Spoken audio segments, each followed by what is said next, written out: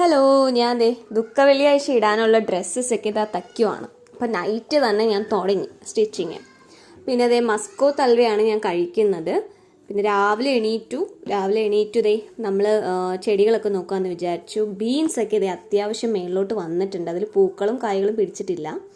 പിന്നെ അതേ ഇന്ന് വിരിഞ്ഞിട്ടുള്ള പൂക്കളൊക്കെ ഞാൻ നിങ്ങൾക്ക് കാണിച്ചു തരാം. പല കളേഴ്സ് ഉണ്ട്.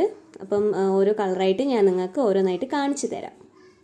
പിന്നെ ഡബിൾ പെറ്റൽസിന് തന്നെ 2-3 കളേഴ്സ് ഉണ്ട് നമുക്ക്. പിന്നെ ഇതേ കണ്ടില്ലേ, ഇത് യെല്ലോ കളർ ജമന്തിയാണ്, നാടൻ ജമന്തിയ. പിന്നെ ഇതേ നമ്മുടെ പർപ്പിൾ കളർ വിരിഞ്ഞിട്ടുണ്ട്.